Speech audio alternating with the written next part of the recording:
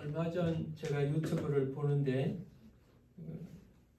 알고리즘 이렇게 연결하는 것 때문에 그런지 우연히 영화 배우 신성일 씨의 영상이 보였습니다. 여러분 잘 아는 신성일 이 배우는 우리나라의 아주 대표적인 영화 배우였고 참 멋있게 하고 싶은 대로 인생을 살아갔던 사람이라고 평가를 받는 사람입니다. 그가 병에 걸려 있지만 영화를 계속해서 제작하고 있고 얼마 안 있으면 그 영화를 영화제에 이제 출품한다는 이야기도 했습니다. 자기가 가진 꿈과 계획에 대해서 많은 이야기를 나누는 장면을 보았습니다.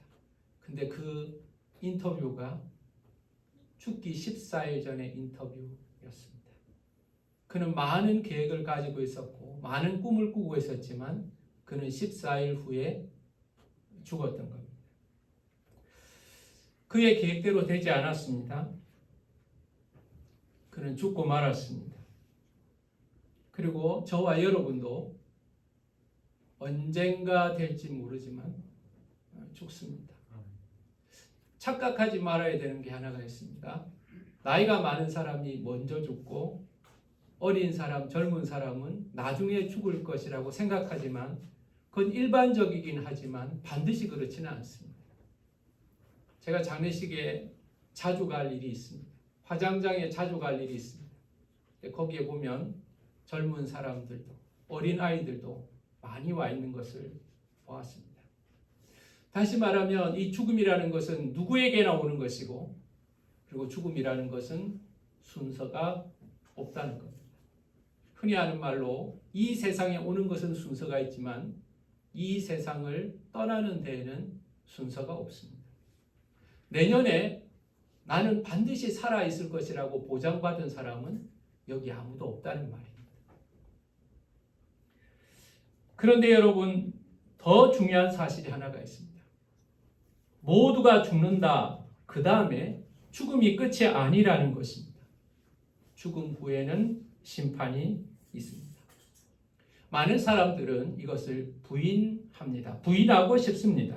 죽으면 끝이지, 죽으면 아무것도 없다. 이것은 자신이 희망하는 것이지 하나님의 말씀은 한 번 죽는 것은 사람에게 정하신 것이고 이후에는 심판이 있다고 말씀하고 있습니다. 한 번만 이렇게 말씀하신 것이 아니라 여러 차례에 걸쳐서 심판이 있다고 말씀하고 있는 겁니다. 죽고 싶지 않다고 죽음이 없어지는 것이 아닌 것처럼 심판이 부담스럽고 심판대에 서기 싫다고 심판이 없어지는 것은 아니라는 말입니다. 사람의 마음에도 심판에 대한 생각들은 있습니다. 막연하지만 사람들은 좋은 데 갈 사람이 있고 나쁜 데 가는 곳이 있다는 것을 알고 있습니다. 착한 일을 할 사람은 좋은 데 갈 거야. 나쁜 일을 하는 사람은 악한 데 갈 거야. 사람들은 막연하게 그렇게 생각합니다. 자, 그러면 그 생각의 중심에 뭐가 있습니까? 그 착한 일과 나쁜 일을 판정하는 일이 있을 거라는 겁니다. 심판의 과정이 있을 것이라는 것은 하나님을 안 믿는 사람들도 막연하게 그 마음에 알고 있는 거죠. 이것은 하나님께서 그 마음에 영적으로 깨달을 수 있도록 두신 것입니다. 정확하게 심판이 어떤 모양일지 알지 못하지만 어렴풋이 알고 있습니다. 그러나 실제로 살아가는 동안은 그 심판이 부담스럽기 때문에 그 심판을 통과할 자신이 없기 때문에 심판에 대해서 생각하지 않고 살아갑니다. 죽음에 대해서도 생각하지 않고 살아가는데 심판에 대해서는 더더욱 생각하지 않고 살아갑니다. 그래서 우리는 죽음을 준비하지 못할 뿐만 아니라 그 심판을 준비하지 못하고 살아가는 겁니다. 우리는 로마서 3장 앞부분을 통해서 하나님의 법정에서 이루어지는 재판을 보았습니다. 한쪽에는 유대인들이 부름을 받아서 모여 있었습니다. 그들은 하나님을 알만한 것이 있음에도 불구하고 마음에 하나님 두기를 싫어하였습니다. 그래서 그들은 하나님 앞에 선언을 받습니다. 죄인이다 선언을 받습니다. 그리고 한쪽에는 유대인들이 모여 있습니다. 나름 경건하게 살아가고 예배도 드리고 율법도 있는 유대인이었지만 하나님은 말씀하십니다. 너희들도 죄인이다. 율법을 가졌지만 율법을 온전히 행하지 아니함으로 인하여서 율법이 죄를 깨닫는 데는 유효할지 모르지만 죄가 없어지는 데는 유효하지 못하였기 때문에 율법을 가지고 있으나 율법을 지키지 못한 유대인도 죄인이다. 여러분, 그래서 지난주 본문에는 무슨 말을 하리요? 입을 막고 심판대 아래에 있다라고 말했습니다. 하나님의 법정에서 무슨 말을 할 것인가? 하나님께서 우리의 행위를 다 드러내시는데, 우리의 죄가 다 드러나는데 우리가 무슨 말을 할 것인가? 우리는 단지 입을 막고 하나님 앞에 앉아 있다는 겁니다. 최종 판결이 내려집니다. 의인은 없나니 하나도 없으며, 의인은 없나니 하나도 없으며, 모두가 하나님의 법정에서 유죄 판결을 받게 된 것입니다. 우리의 죄가 유죄 판결을 받는 데 있어서 인간의 노력이나 인간의 차이는 별 의미가 없습니다. 바다 밑바닥에 있는 것처럼 함부로 살았던 사람이나 아니면 에베레스트 꼭대기에서 고고하게 살았던 사람이나 별에 미치지 못하는 것은 마찬가지인 것처럼 사람의 기준으로 바라보면 조금 나은 사람이 있고 모자란 사람이 있을지 모르지만 하나님의 기준으로 본다면 모두가 죄인이라는 것입니다. 우리는 사람의 법정에 가지를 않았기 때문에 죄가 없다고 생각합니다. 나는 법원에 가지 않았기 때문에, 전과가 없기 때문에 난 죄가 없어 라고 생각할지 모릅니다. 그리고 다른 사람과 비교해서 나는 괜찮아 보이기 때문에 나는 죄가 없어 라고 생각할지 모릅니다. 그러나 이것은 착각입니다. 하나님의 재판정에서는 하나님의 기준으로 판단하실 것입니다. 인간의 도덕, 인간의 율법, 인간의 노력은 인간이 죄인이라는 사실을 전혀 바꾸지를 못했습니다. 이방인도 유대인도 모두가 죄인이라고 하나님의 법정에서 선언되었습니다. 그래서 하나님의 은혜가 필요한 겁니다. 하나님의 선물이 필요한 겁니다. 오늘 본문 말씀에는 율법 외에 다른 의가 나타났다는 겁니다. 율법으로 의롭게 되지 못하는 인간에게 하나님의 의가 다른 모양으로 나타났다는 겁니다. 그러면 과연 하나님의 의는 어떻게 우리에게 임하는가? 하나님의 의는, 우리에게 주시는 하나님의 의는 무엇인가? 여러분, 오늘 이 말씀을 나누려고 합니다. 이 율법 외의 의의 특징은 무언가? 10절을 한번 읽어보겠습니다. 다 같이 읽겠습니다. 시작. 기록된 바 의인은 없나니 하나도 없으며. 여러분, 의인은 없나니 하나도 없습니다. 인간은 의인이 없습니다. 자기의 죄를 스스로 해결한 사람은 없습니다. 자기의 죄를 해결하지 못하니 다른 사람의 죄를 해결할 능력도 자격도 없습니다. 그래서 심판을 피할 수가 없고 정죄를 받게 되는 겁니다. 이것이 우리의 위기입니다. 그런데 이것은 우리의 위기일 뿐만 아니라 하나님의 위기입니다. 왜 그렇습니까? 하나님은 아브라함을 부르시고 언약을 통해서 그 백성들을 하나님의 백성으로 회복하려고 하신 것입니다. 하나님은 유대인만 구원해서 하나님의 백성 삼으시고 이방인들은 다 벌 주시고 심판하시려고 한 것이 아니라 아브라함을 통하여 부르신 그 민족은 이스라엘뿐만 아니라 이방민까지 다 부르셔서 하나님의 영광을 드러내는 하나님의 백성으로 만드시려고 한 것입니다. 그런데 이것을 방해한 것이 뭔가? 죄입니다. 죄가 이것을 방해했습니다. 하나님의 백성이 되는 것을 방해했습니다. 하나님의 백성으로 사는데 방해가 되었습니다. 하나님이 이 죄를 해결하셔야 하는 것입니다.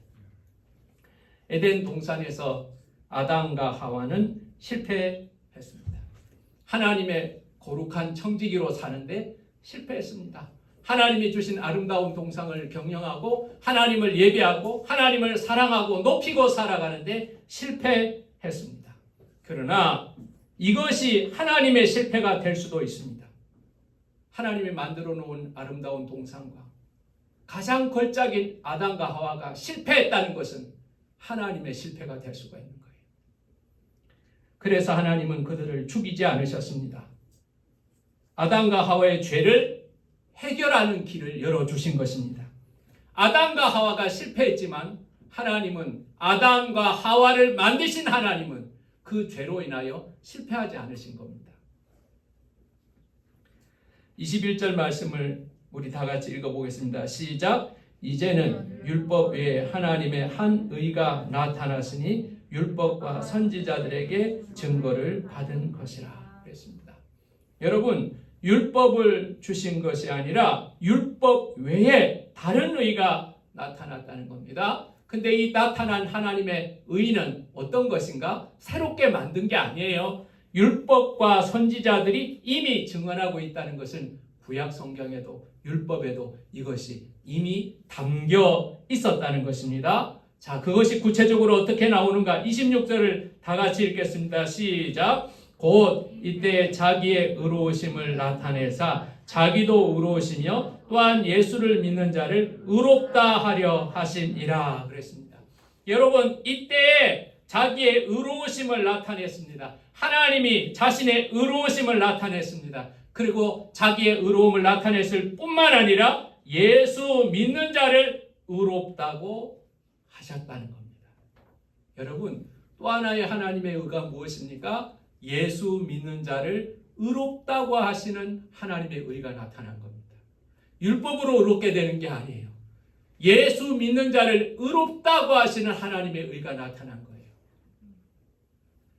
예수를 믿는 자를 의롭다고 하나님이 선언하시기로 한 거예요.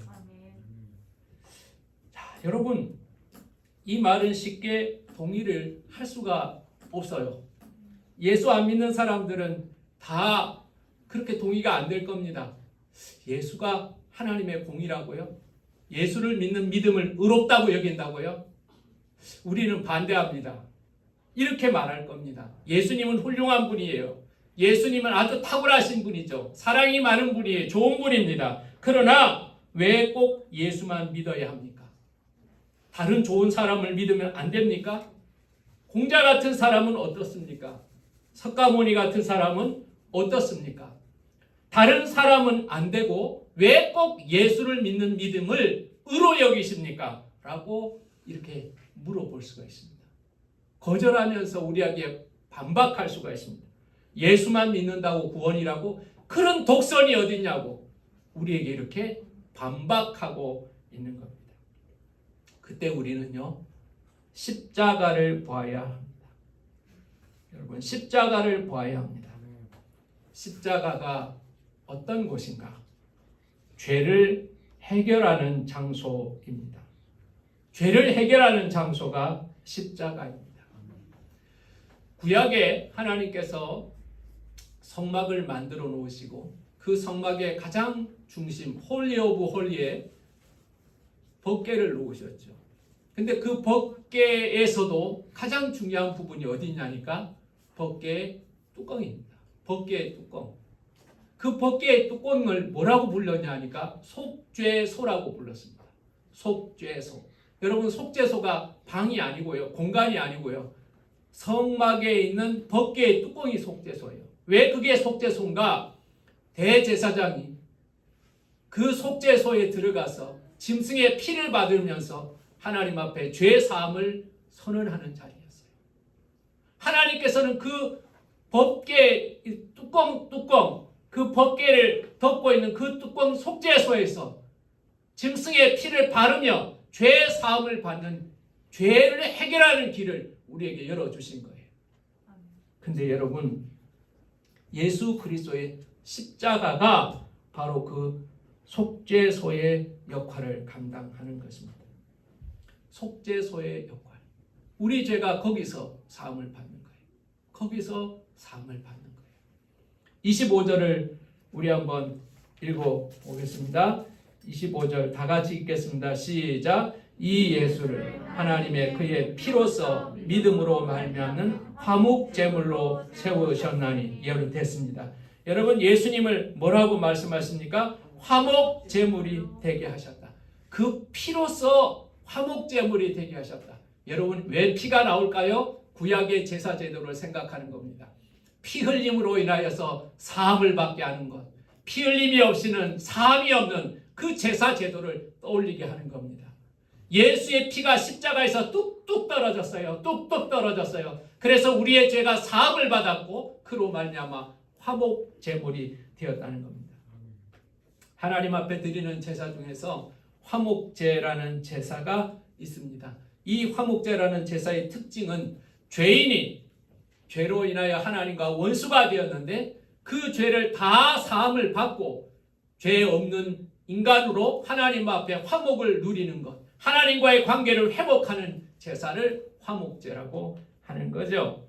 사랑하는 여러분, 하나님께서는 그 아들을 우리에게 주셨고 그 아들 예수 그리스도는 하나님의 보내심에 순종하여서 십자가에 오르셨습니다. 자기는 죄가 없음에도 불구하고 우리를 위하여 속죄하시기 위하여 그리고 우리의 화목 제물이 되시기 위하여 십자가에서 피 흘려 죽으신 것입니다. 십자가에서 죽으신 예수 그리스도를 통해서 하나님의 의가 나타난 거예요. 죄에 대해서 용납하지 않는 하나님의 공의가 나타난 거예요. 그리고 십자가에서 어린 양이 죽음으로 말미암아서 우리의 죄가 해결받았기 때문에 우리가 하나님의 의를 경험하게 되는 겁니다. 왜 예수입니까? 다른 사람은 안 됩니까? 우리는 거기에 답을 알 수 있어야 합니다. 우리의 죄를 위하여 죽으신 분은 예수님밖에 없습니다. 우리의 죄를 감당할 만한 온전한 화목제물은 예수님밖에 없습니다. 짐승으로 부족합니다. 다른 사람으로 부족합니다. 죄인이 죄인을 대신할 수 없습니다. 오직 하나님의 어린 양 거룩한 예수님만이 그 십자가 가운데서 피 흘리심으로 말미암아 하나님의 의가 나타났다는 사실을 여러분 기억하시길 바랍니다.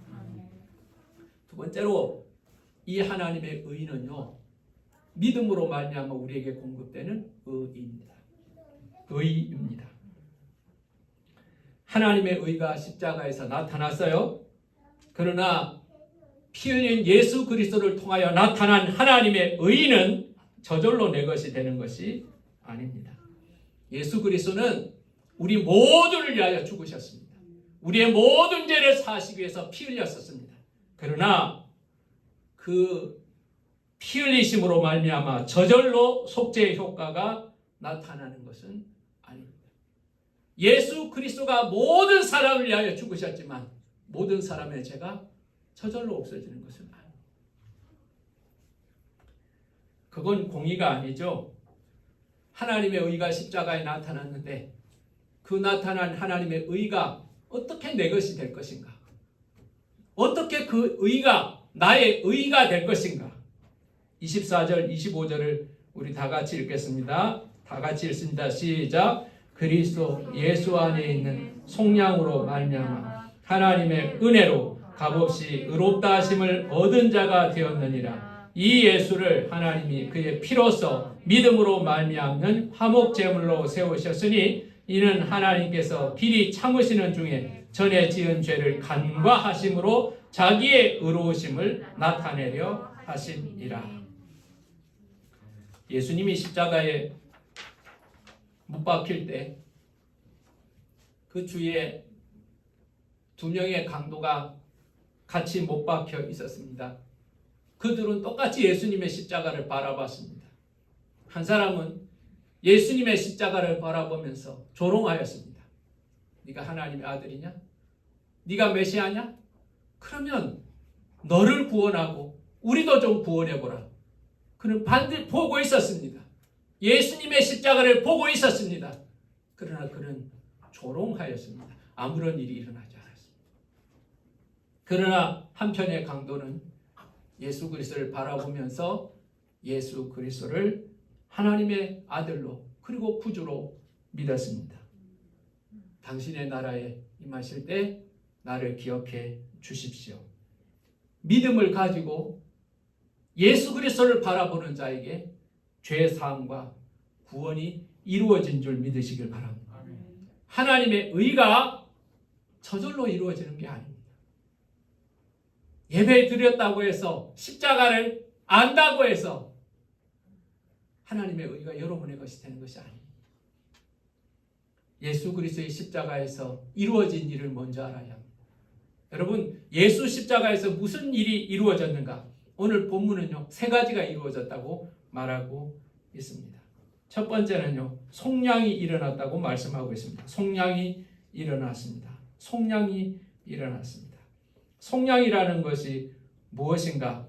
이 속량이라는 것은 대신해서 대가를 지불했다는 말입니다.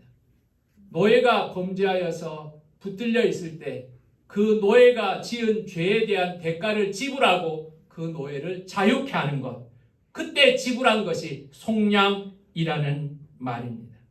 속량이라는 말입니다. 대가를 지불했다는 겁니다. 죄에 대한 대가를 십자가에서 예수 그리스도께서 지불하셨다는 겁니다. 두 번째는 은혜를 베푸셨다는 말입니다. 은혜를 베푸셨다. 은혜로 값없이 우리에게 주신다는 겁니다. 은혜라는 말과 값없이라는 말은 연결이 되는 말입니다. 전혀 상관이 없는 것 같지만 은혜와 값없이는 연결이 됩니다. 은혜라는 것은 자격 없는 사람에게 값없이 주시는 하나님의 선물이 은혜입니다. 자, 그러니 은혜라는 말은 값없이라는 말과 연결이 되는 것입니다. 자, 값없이 주시는 은혜입니다. 하나님의 의는 십자가에서 속량이 일어났고 그로 말미암아 우리에게 값없이 주시는 은혜입니다. 자, 그리고 나서 마지막은요, 믿음으로 말미암아 주시는 은혜입니다. 세 번째는 믿음으로 말미암아 주시는 은혜입니다. 오늘 성경에 말미암아, 믿음으로 말미암아 주시는, 이러니까 사실 한글을 잘 이해를 못하겠어요. 어떨 때는 영어보다 한국말이 어려울 때가 있어요. 그래서 제가 이 믿음으로 말미암아라는 이 번역을 새 번역 성경, 공동 번역 성경, 영어 성경을 쭉 읽어보면서 쉬운 번역을 찾았습니다. 그리스도를 믿는 사람에게는 죄를 용서해 주시려고 하나님께서 그리스도를 제물로 내어주셔서 피 흘리게 하셨습니다.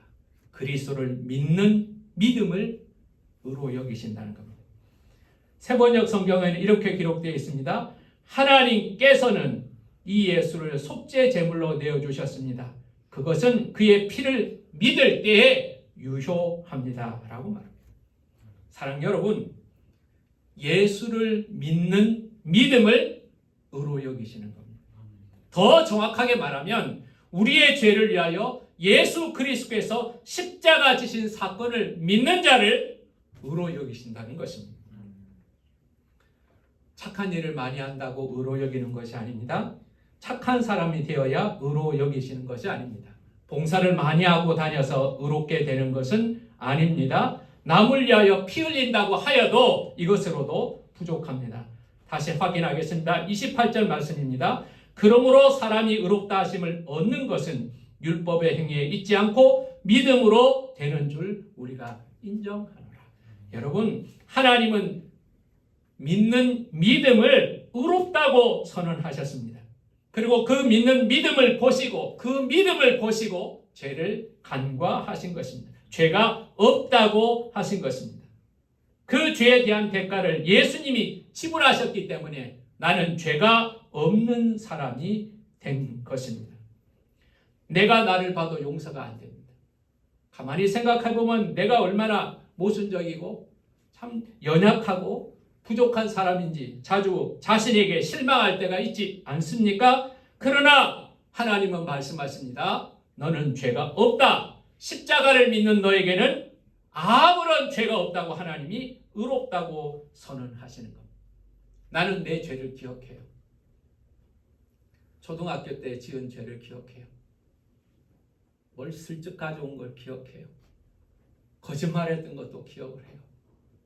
근데 여러분, 예수 그리스도를 믿는 믿음 아래에 있는 우리에게, 예수 그리스도의 십자가와 부활을 믿는 우리에게 하나님은 말씀하십니다.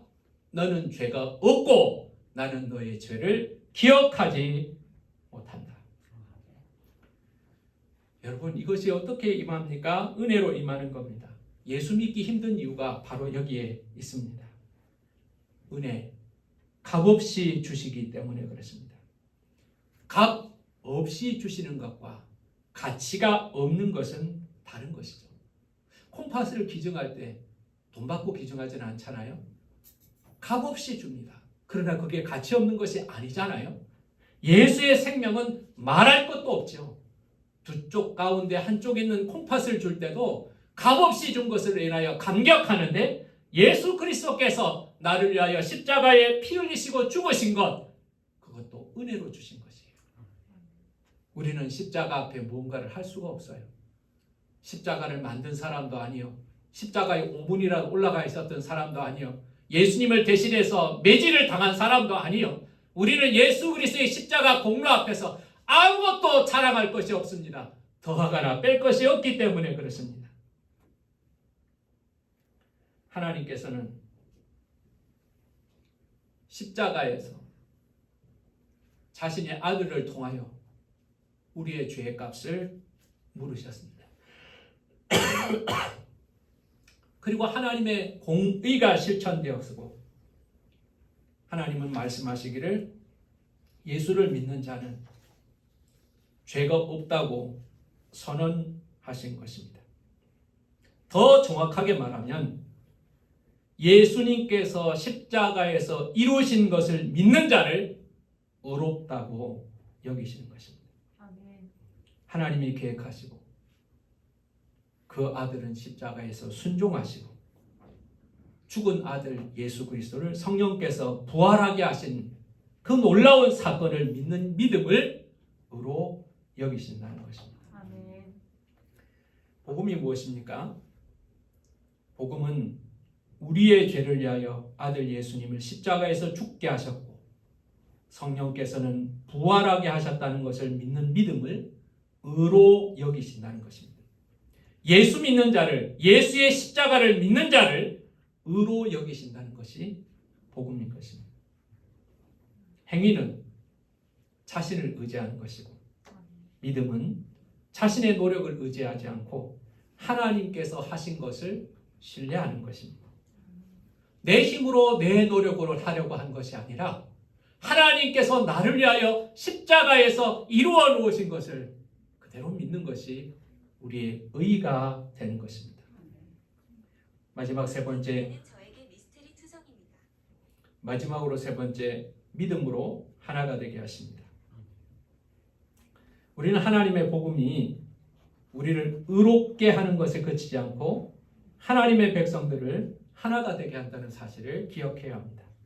29절 말씀을 다 같이 읽어보겠습니다. 시작. 하나님은 다만 유대인의 하나님이시냐? 또한 이방인의 하나님은 아니시냐? 진실로 이방인의 하나님도 되시느니라. 아멘. 사실 유대인과 이방인들은 엄청난 차이가 있었습니다. 그 차이를 만드는 가장 중요한 요인은 율법이었습니다. 하나님은 유대인들에게 율법을 먼저 주셨죠.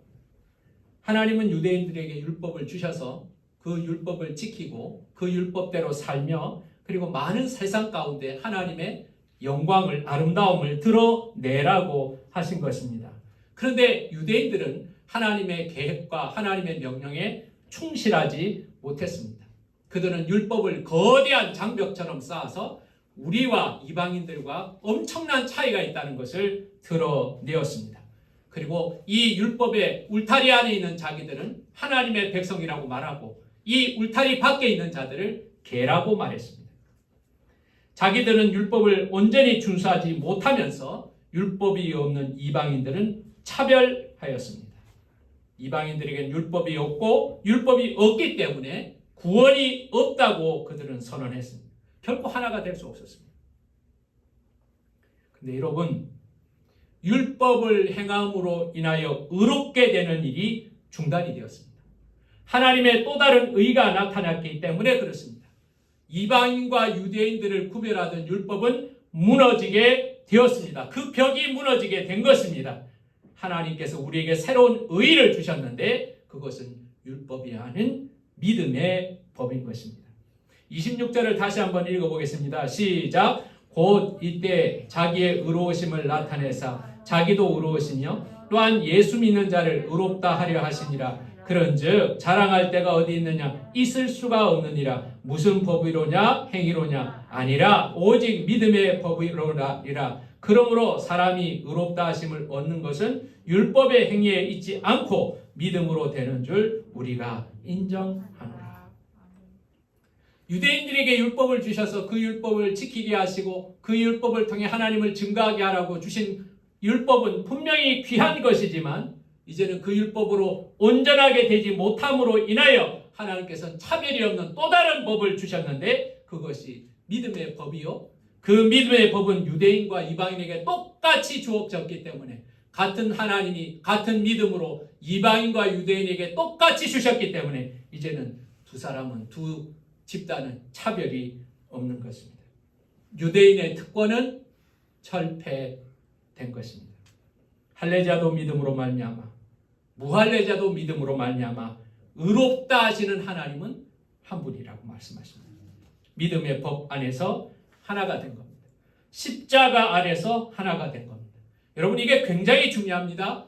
하나님은 우리를 하나가 되게 하시는 하나님이십니다. 믿음도 하나입니다. 하나님도 한 분입니다. 예수 그리스도 한 분이십니다. 십자가도 하나밖에 없습니다. 이것을 잊지 말아야 합니다. 사탄은 하나가 된 것을 깨뜨립니다. 어떻게 해서든지 하나 된 것을 깨뜨립니다. 가정에 들어와서 부부 관계를 깨뜨립니다. 자녀 관계를 깨뜨립니다. 교회도 깨뜨립니다. 여러분 마귀 사탄은 어디를 가더라도 자기를 드러내고 자기를 자랑하고 영광을 자랑하게 만들면서 하나 되는 것을 깨뜨립니다.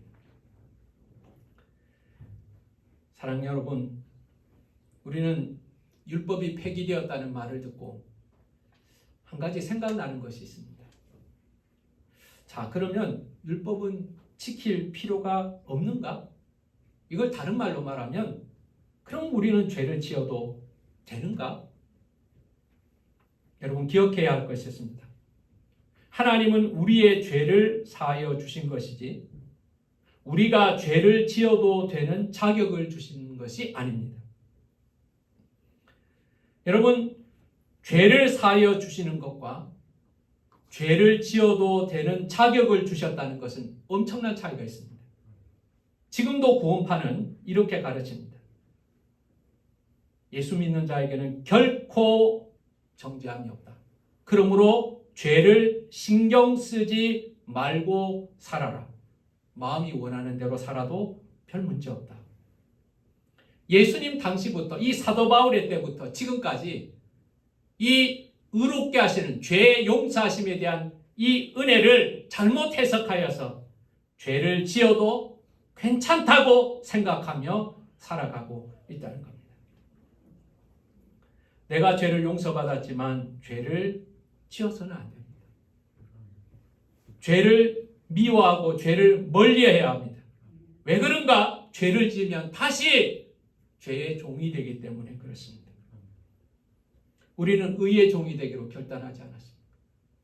용서받지 않았습니까? 죄 사함 받지 않았습니까? 예수 그리스도를 영접하지 않았습니까? 하나님의 자녀가 되지 않았습니까? 그러면 하나님께 밀려서 살아가야죠. 여러분 이건 저절로 되는 것이 아닙니다. 우리 안에 해결되지 못한 죄가 있고요.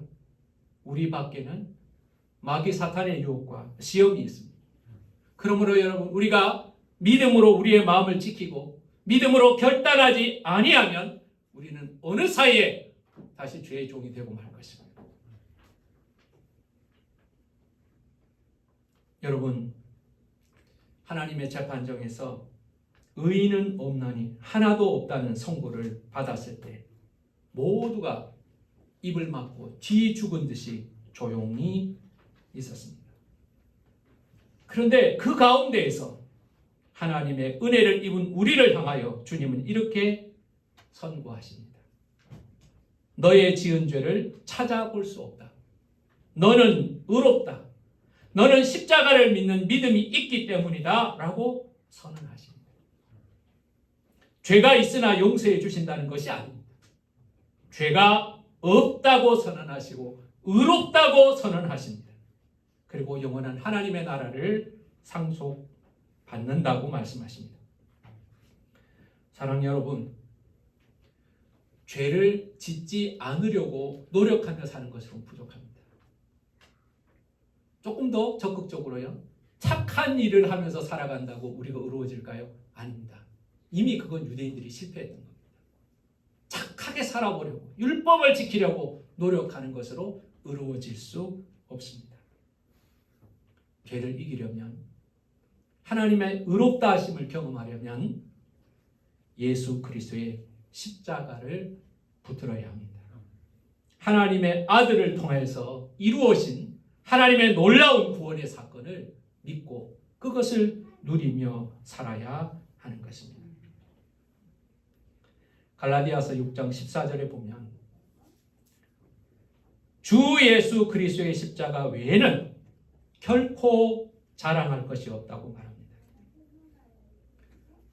그 전에 하나님의 의를 모를 때는 내가 자랑이고 나의 소유가 자랑이 되겠지만 이 모든 자랑들은 죽음 앞에서 심판 앞에서 아무것도 아닌 물거품처럼 사라질 것이라는 것을 깨닫고 나서 나를 의롭게 하시는 것은, 나를 정죄하지 못하게 하나님 앞에 서게 만드는 것은 예수 그리스도의 십자가밖에 없다는 사실을 깨닫고 예수 그리스도의 십자가를 사랑하고 예수 그리스도의 십자가를 자랑하고 날마다 예수 그리스도의 십자가를 붙들고 살아가는, 십자가를 인정하는 하나님의 거룩한 의인으로 설 수 있기를 예수 이름으로 축원합니다. 기도하겠습니다. 의인은 없나니 한 사람도 없다고 말했습니다. 차이는 있지만 우리는 다 죄인이기 때문에 그렇습니다. 조금 덜 나쁜 죄인이 있고 심하게 나쁜 죄인이 있을 뿐 하나님의 나라에 들어갈 의인은 한 사람도 없습니다. 절망적인 이 상황에서 인간의 노력과 수고와 율법으로 해결할 수 없는 이 어려움 속에 하나님의 또 다른 의가 나타났습니다. 그것은 바로 그 아들 예수 그리스도를 십자가에서 죽게 하심으로 우리의 죄를 속량하시고 그 은혜로 말미암아 값없이 주시는 하나님의 구원입니다. 믿는 자를 의롭다 하시는 하나님의 은혜, 예수 그리스도의 십자가에서 죽으심과 그 부활하심을 믿는 자를 의롭다 하시는 하나님의 은혜가 우리에게 임할 때 우리는 하나님 심판을 당하지 아니하고 죄를 이기는 자가 됩니다. 하나님, 우리 모든 삶 속에서 소중하고 귀한 것들이 많이 있을지라도 우리를 하나님 앞에 서게 만들 수 있는 것은 아무것도 없습니다. 나의 외모와 나의 자랑과 소유와 어떤 사람이라도 나를 하나님 앞에 서게 만들지 못할 터인데, 하나님의 심판대 앞에서 죄 없다고 선언받을 수 있는 유일한 것은 하나님 믿음밖에 없음을 기억하게 하여 주시고 예수 십자가를 믿는 그 믿음 놓치지 아니하고 날마다 거룩한 하나님의 백성의 삶을 살게 하여 주시옵소서. 십자가를 바라보게 하시고 십자가를 붙잡게 하시고 십자가를 자랑하는 신앙이 되게 하여 주시옵소서. 예수님의 이름으로 기도하였습니다.